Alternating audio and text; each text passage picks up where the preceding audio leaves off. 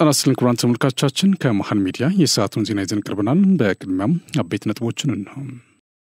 የሀገር መከላከያ ሰራዊት ከክልሉ አድማ ብተናና የአካባቢ ጸጥታ ኃይል ጋር በመሆን በመሃል ሳይንት ከጠላት ጋር በተደረገ ተኩስ በጽንፈኛው ኃይል በወሰደው እርምጃ ገሚሱ ሲደመሰስ ከፊሉ ደግሞ ከነትጥቁ እጁ ሰጠ።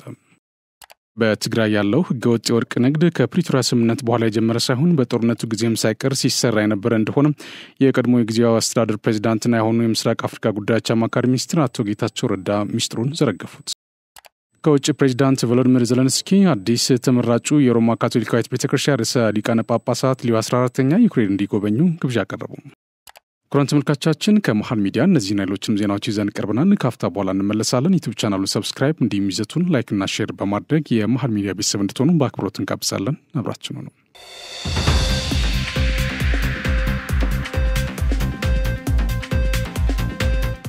በቅድሚያ የተወካዮች ምክር ቤት ዛሬ ባካሄደው 4ኛ ዓመት የሥራ ዘመን 29ኛ መደበኛ ስብሰባው 4 የስምምነት አዋጆችን መርምሮ አጽድቋል። በቀዳሚነት የጸደቀው ለአካባቢና አረንጓዴ ኢኮኖሚ ልማት በኢትዮጵያና በጣሊያን መንግስት መካከል የተደረገው የ11 ሚሊዮን 500 ሺህ ዩሮ የብድር ስምምነት ነው። ለመማር ማስተማር ማጎልበቻ የትምህርት ዘርፍ ትራንስፎርሜሽን ፕሮግራም ማስፈጸሚያ የኢትዮጵያ መንግስት ከዓለም አቀፍ የልማት ማህበር ጋር ያደረገው የ50 ሚሊዮን ዶላር የብድር ስምምነትም ጸድቋል። በተጨማሪም የአፍሪካ ፋይናንስ ኮርፖሬሽን ማቋቋሚያ ስምምነት እንዲሁም በኢትዮጵያና በኦስትሪያ መንግስት መካከል የተፈረመው የትራንስፖርት ስምምነት መጽደቁም ተገልጿል። በምስራቅ አፍሪካ ያለውን ቀጠናዊ ደህንነት ለማስጠበቅ ቀጠናዊ ጸጥታ ተቋማትን ማጠናከርና በትብብር መስራት አስፈላጊ መሆኑን ምክትል ጠቅላይ ሚኒስትር ተመስገን ጥሩነህ ገለጹ።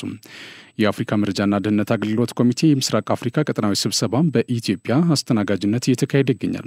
ኢትዮጵያ ዘላቂ ሰላም የማረጋገጥ መተማመንን በመገንባት በጋራ ድሎቻችን ላይ በመስራትና በማጽናት ነው ብላ እንደምታምን ተናግሯል።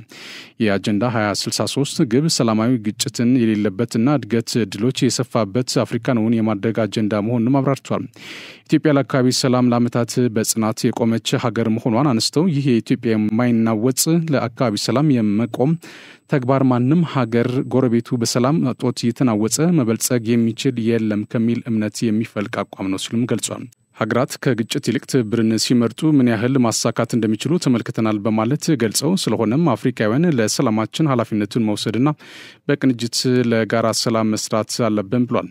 ኢትዮጵያን ጨምሮ የ13 ሀገራት ተወካዮች፣ የአፍሪካ ህብረት ተወካዮች፣ ዲፕሎማቶችና የተቋማት ተወካዮች የሚሳተፉበት የ3 ቀናት ቀጠናዊ ጉባኤ በአዲስ አበባ እየተካሄደ ነው። ዛሬና ነገ በአዲስ አበባ ከተማ የሚካሄደው 3ኛው ዓለም አቀፍ የሰላም የአብሮነትና የልማት ጉባኤ መካሄድ ጀምሯል። ጉባኤው በዋናነት የአፍሪካ የእምነት ማህበረሰብ ዘላቂ የልማት ግቦች ስኬትን ማፋጠን፣ የአፍሪካ ህብረት አጀንዳ 2063 ለማሳካትና የአፍሪካ የ2025 የቡድን 20 ሂደትን ማሳካት ትኩረት አድርጎ ነው እየተካሄደ የሚገኘው። በጉባኤው ላይ ፕሬዚዳንት ታዬ አጽቀሥላሴ፣ የአፍሪካ ህብረት ኮሚሽን ሊቀመንበር መሐመድ አሊ ዩሱፍ፣ የኢትዮጵያ ሃይማኖት ተቋማት ጉባኤ ጠቅላይ ጸሐፊ ሊቀ ትጉሃን ቀሲስ ታጋይ ታደለ፣ የጂ23 ኢንተርፌዝ ፎረም ፕሬዚዳንት ደብሊው ኮልን ድሮሃም ፕሮፌሰር እንዲሁም የሃይማኖት አባቶችና የሀገር ሽማግሌዎች የተሳተፉ ነው። ጉባኤው ከጂ20 ኢንተርፌዝ ፎረም ከአፍሪካ ህብረትና በአፍሪካ ህብረት ስር ከሚገኙ የተለያዩ ተቋማት ጋር በትብብር የተዘጋጀ ነው። ኢትዮጵያ ከሀገር ባለፈ የቀጠናውን ሰላምና ደህንነት ለማስጠበቅ የሚያስችል መልኩ ተቋማዊ ሪፎርም እያደረገች መሆኑን የብሔራዊ መረጃና ደህንነት አገልግሎት ዋና ዳይሬክተር ጀነራል አምባሳደር ሬድዋን ሁሴን ተናገሩ። አምባሳደር ሬድዋን ይህን ያሉት ኢትዮጵያ እያስተናገደችው ባለው የአፍሪካ መረጃና ደህንነት አገልግሎት ኮሚቴ የምስራቅ አፍሪካ ቀጠናዊ ስብሰባ ላይ ነው። የምስራቅ አፍሪካ ቀጠናዊ ባለፉት 10 ዓመታት ውስጣዊ የሰላም ችግር፣ የባህር ላይ ወንበዴዎች፣ ዝርፊያ፣ የሳይበር ጥቃት፣ ህገወጥ የሰዎች ዝውውርና መሰል ፈተናዎች ማጋጠማቸውን አብራርተዋል። ያጋጠሙ ያሉ ችግሮችን ለመቅረፍ በትብብር መስራት እንደሚገባም በአጽንኦት አንስተዋል። በዚህም የኛ ኃላፊነት ከየሀገራችን ደህንነት ጥበቃ ያልፋል ያሉት ዳይሬክተር ጀነራል ቀጠናዊ ሰላምን ማረጋገጥ ያስፈልገናል ብሏል። የብሔራዊ መረጃና ደህንነት ተቋም በ2010 ዓ.ም ጀምሮ ተቋማዊ ማሻሻያ ያደረገ መሆኑን ጠቁሞ በሰው ሀብት በቴክኖሎጂና በክህሎት ማሻሻያ ላይ እየተሰራ መሆኑን አስረድቷል።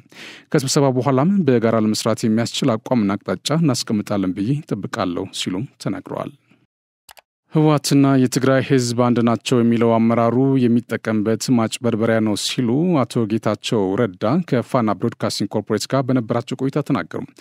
ህወሓትና የትግራይ ህዝብ አንድ ናቸው የሚለው አመራሩ የሚጠቀምበት ማጭበርበሪያ እንደሆነ የቀድሞ የትግራይ ጊዜያዊ አስተዳደር ፕሬዝዳንትና የአሁኑ የምስራቅ አፍሪካ ጉዳዮች አማካሪ ሚኒስትር አቶ ጌታቸው ረዳ ተናግረዋል። የተናገሩት ከፋና ቴሌቪዥን ጋር በነበራቸው ዘለግ ያለና ጠንካራ ሀሳቦች በሰነዘሩበት ቃለ ምልልስ ነው።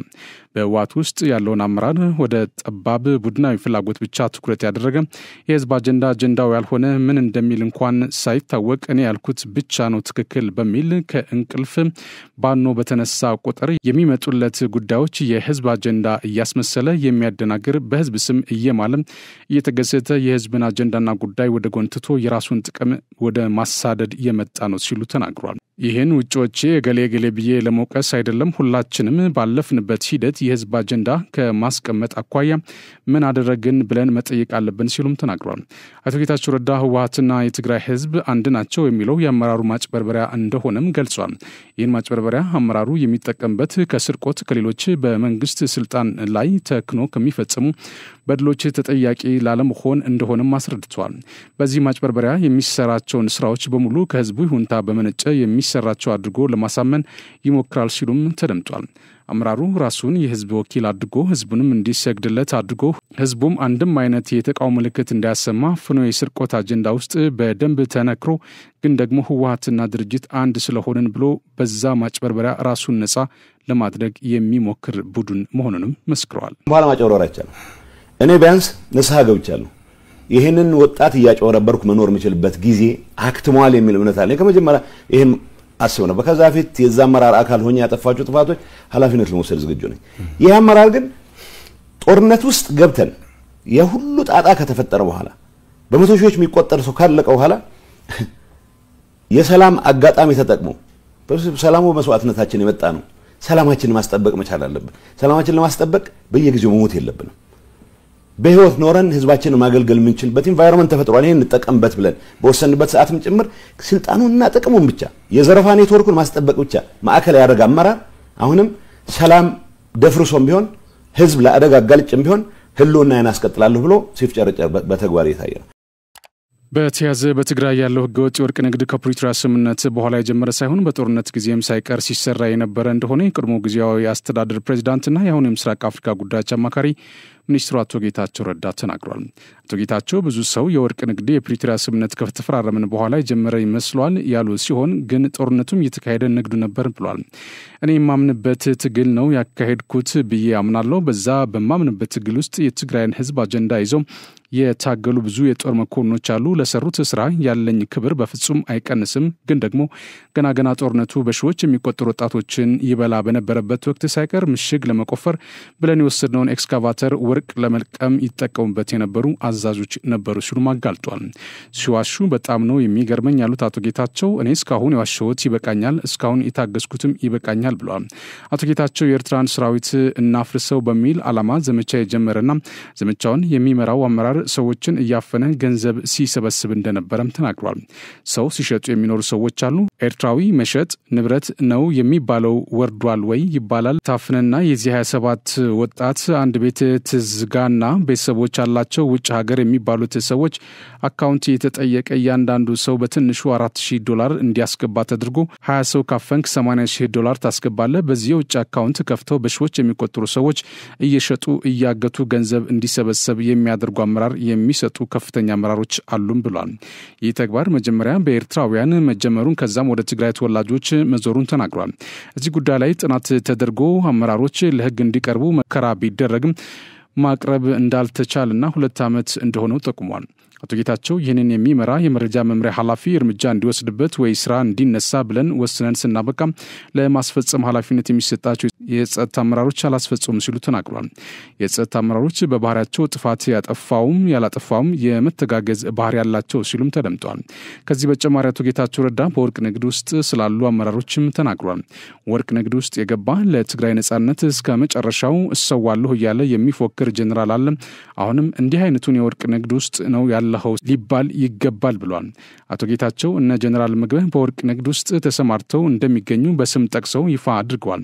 እነ ምግበ የሰሩት ጀግንነት የወጣቱን መስዋዕት መሰረት ተደርጎ የመጣ ጀግንነት ነው ያሉት አቶ ጌታቸው እነዛን ወጣቶች ለስደት በሚዳርግ ደረጃ ወደ ትራይ ወርቅ ንግድ ገብተው ሲያበቁ የስርቆት ተግባራቸውን የትግራይ ግዛት አንድነት የማረጋገጥ አድርገው እየገለጹ እንደገና ይህን ወጣት ለሌላ መስዋዕትነት ሊዳርጉ እየተንቀሳቀሱ ነው ሲሉም ተናግረዋል። እና ኃይለ ሥላሴም አሁን በትግራይ ህዝብ አንድነት ስም የትግራይን ወጣት ከኤርትራም ጋር ቢሆን አብሬ ለማገዶነት እንዳርገዋለን በሚል በጀግንነት ስም እየፎከረ ነው ሲሉም ገልጿል። እነ ምግበ እና ኃይለ ሥላሴን በወንጀል የተነከሩ ሰዎች ናቸው ሲሉም አረጋግጧል። ድንገት ሰላም ቢፈጠር ተጠያቂ ሆናለሁ፣ አደጋ ውስጥ እገባለሁ ብለው ስለሚያስቡም ግርግር እንዳያልቅ አይፈልጉም ሲሉ ገልጸዋል። የትግራይ ህዝብ ሌላ ጦርነት ለማስገባት እያሰቡ እንደሆነ የጠቆሙት አቶ ጌታቸው የፌዴራል መንግስት ድንገት ውጊያ ይገጥመናል በሚል ስጋት ውጊያው ትግራይ ውስጥ እንዲካሄድ የሚያስችል ስትራቴጂ ተቀይሶ እየተንቀሳቀሱ እንደሆነም ተናግሯል። ሰላም መፈጠር አለበት፣ በኢትዮጵያም በኤርትራ መካከል ጦርነት መፈጠር የለበትም፣ የኤርትራ ህዝብ ለአደጋ መዳረግ የለበትም እምነቴ ነው። ግን መምረጥ ካለብኝ የትግራይ ህዝብ ድጋሚ ጦር አውድማ የሚሆንበት ሁኔታ እስከ መጨረሻው ድረስ እንዳይሆን እታገላለሁ ብሏል። በዚህ ትግል እንቅፋት የሆኑት የወርቅ ንግድ ላይ የተሰማሩት ዘራፊዎች ናቸው ሲሉም ገልጿቸዋል። ግንባር አዛዥ ነኝ ይላል፣ ወርቅ ሲዘርፍ ነው የሚውለውም ሲሉ ተናግሯል። በ2014 ወጣቶች በየግንባሩ ሲተናነቁ በርቀት ዳባት፣ ደባርቅ፣ ሊማሊሞ ሆኖ ውጊያ ይመራ የነበረ ሰው በተመሳሳይ ሰዓት በኤክስካቫተር ወርቅ እየቆፈረ ይሸጥ ነበር ሲሉም ተደምጧል። በዚህ የዝርፊያ ኔትወርክ ፖለቲከኛውም እንዳለ አብራርቷል። ከዚህ ባለፈ አቶ ጌታቸው በ100 ሚሊዮን ዘርፈዋል ስላሉት ኃይለ ሥላሴም ተናግሯል። ኮምቦልቻ ኢሹ አካውንት ነበረ። በዛ ሰዓት ጦርነት ላይ ገንዘብ ስለሚያስፈልገን ትክክለኛ ውሳኔ ነው የወሰንነው። የግል ባንኮች ሳነካ የመንግስት እንውሰድ ብለን ፖለቲካሊ ወስነን እኔ እንደማውቀው 4 ቢሊዮን ብር ነበረው ኢሹ አካውንት ላይ። ይህንን ከብሔራዊ ባንክ ማረጋገጥ ይቻላል። ጊዜው አስተዳደር ከሆንኩም በኋላ ወረቀት ወጥቶልኛል። ምን እንደተፈጠረ ባንኮች ውስጥ ግለጹልን የሚልና ኢሹ አካውንት ውስጥ ያለውን ገንዘብ እንዲሰበስቡ ከተመደቡት ሰዎች መሃል አንዱ የግንባር አዛዥ የሚባለው ኃይለ ሥላሴም በ100 ሚሊዮን የሚቆጠሩ ገንዘብ ነው የወሰደው። ወደ 1 ቢሊዮን አካባቢ ገንዘብ ነው እሱ ስር ተፍ የሚሉ የእሱ አገልጋዮች የተወሰነ ድርሻቸውን ወስደዋል ሲሉም ተናግሯል። አብዛኛው ሰው ትግሉ እንደ ትግራይ ህዝብ ካለውና የህልውና ጥቅም አንጻር እንጂ ገንዘብ አገኝበታለሁ ብሎ አይደለም የተሳተፈው ሲሉም ተናግሯል። እኔ የማውቀው ባረጋገጥኩት በሰነድ ጭምር እና ኃይላዊ የወርቅ ማሽኖችን ሲያስገቡ ነው የሚውሉት ብሏል። የፖለቲካ አመራሩም አብረው የወርቅ ንግድ ውስጥ መሰማራቱን ጠቁሟል። ሰዎች ማሽን ሲያዝባቸው የፌዴራል ሰዎች ጋር እየተደዋወሉ እናንተን የመሰለ ሰው የለም እያሉ እየተለማመጡ ማሽን ለማስለቀቅ እንደሚሞክሩ ገልጿል። በጥናት ገሌ 300 ሚሊዮን ወስዷል፣ በቁጥጥር ስር ይዋል፣ ገሌ ይህን ያህል ማሽነሪ ወስዷል፣ በቁጥጥር ስር ይዋል፣ እርምጃ ይወሰድ ከተባለ 2 ዓመት እንደሆነም አመላክቷል።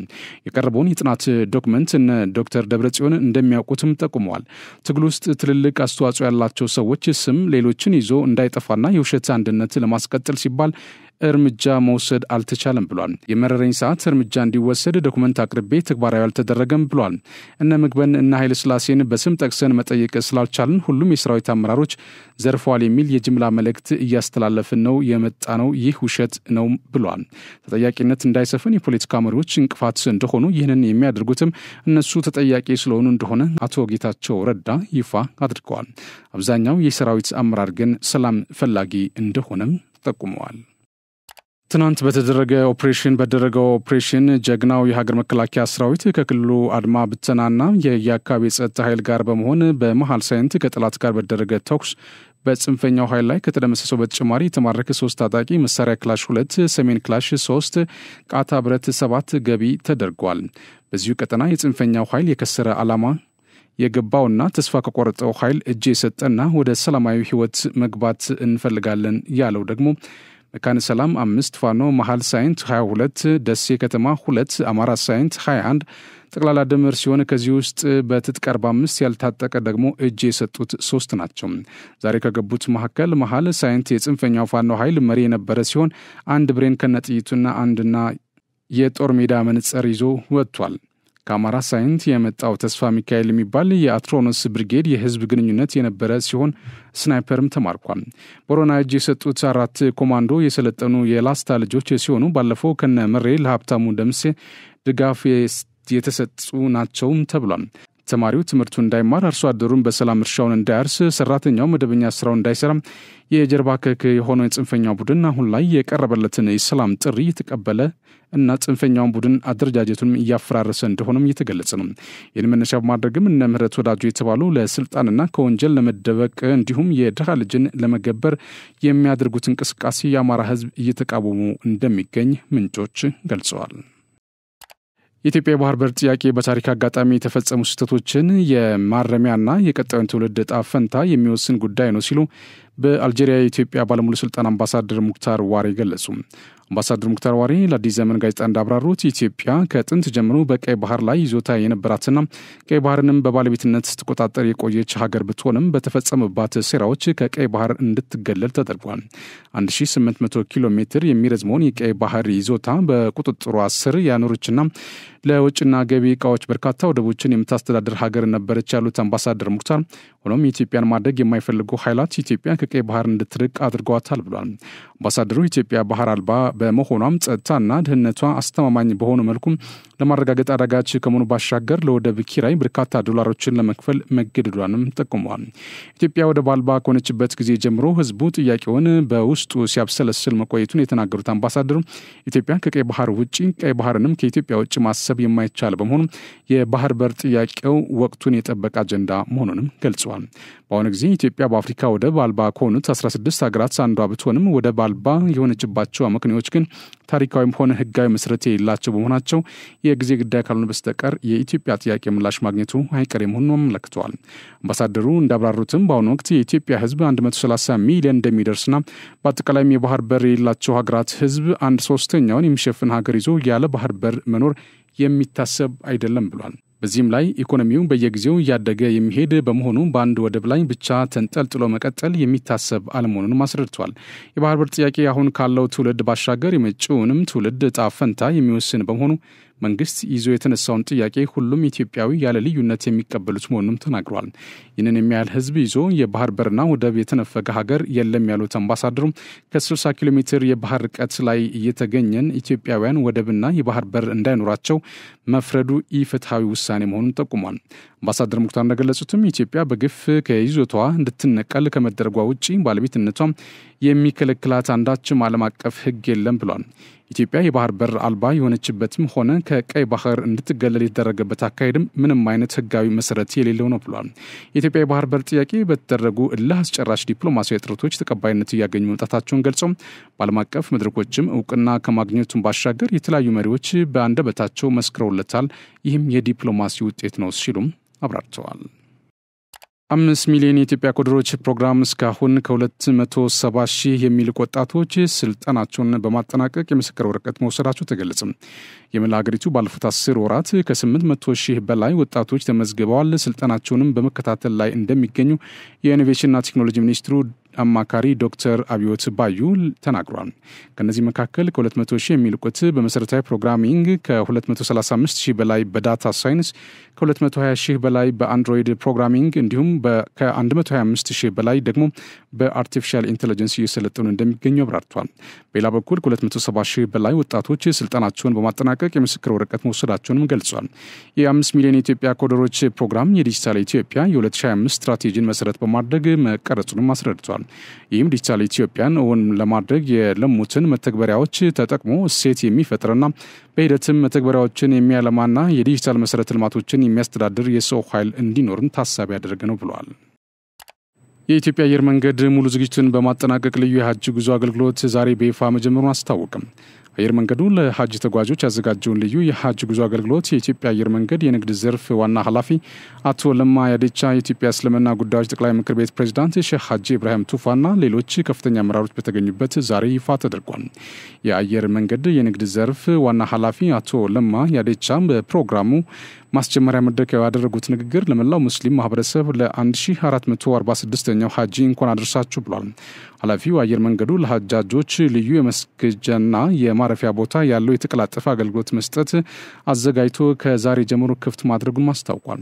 አየር መንገዱ ለሐጅ ተጓዦች የተቀላጠፈ አገልግሎት መስጠቱን ጨምሮ በየዓመቱ ከሙስሊም ማህበረሰብ ጋር በጋራ በርካታ ተግባራት ሲሰራ መቆየቱን ጠቁሞ ወደፊትም በቅርበትና በትጋት ለመስራት ዝግጁ መሆኑን አረጋግጧል። የኢትዮጵያ እስልምና ጉዳዮች ጠቅላይ ምክር ቤት ፕሬዝዳንት ሼህ ሐጂ ኢብራሂም ቱፋ በበኩላቸው አየር መንገዱ ሙስሊሙን ማህበረሰብ በዚህ ደረጃ ለማስተናገድ መዘጋጀቱን የመንግስት ቁርጠኝነት ማሳያ ነው ሲሉ ተናግረዋል። የኢትዮጵያ አየር መንገድ ኢትዮጵያን በአፍሪካ ብቻ ሳይሆን በዓለም እያስተዋወቀ የሚገኝ የሀገር ምልክት ኩራት የሆነ የጋራ ተቋም ነው ሲሉም ገልጸውታል። ይህ ነው ቀጥታ የሚተላለፍላችሁ ከመሃል ሚዲያ ነው። ወደ ዜና አልፋለሁ። በናይጄሪያ የ18 ዓመት ወጣት በ5 ወር 10 ልጃገረዶችን ማስረገዙ ተገለጸ። በናይጄሪያ አንባራ ግዛት የ18 ዓመት ወጣት በ5 ወር ውስጥ ብቻ የአለቃውን ሴት ልጅን ጨምሮ 10 ልጃገረዶችን ማስረገዙ እየተነገረ ነው። እንደ ዘገባው ከሆነ በናይጄሪያ አንባራ በተባለችው ግዛት ውስጥ ተወላጅ ሆኖ ታዳጊ የተላከው በአሰሪው ስር ሆኖ ሙያ እንዲማር ነበር። ሆኖም በ5 ወር ጊዜ ውስጥ የመምህሩን ሴት ልጅ እና በሱቅ ውስጥ የምትሰራውን ሻጭ ልጅና ሌሎች 8 ሴቶችን አስረግዟል ተብሏል። እንዴት ብዙ ልጃገረዶችን ማስረገዝ እንደቻለ ሲጠየቅ ሁሉንም ሴቶች በቀላሉ በማግባባት በፍቅርና እንደማይገባቸው ቃል በመግባት በፍቃደኝነት እንዳረገዙለት ገልጿል።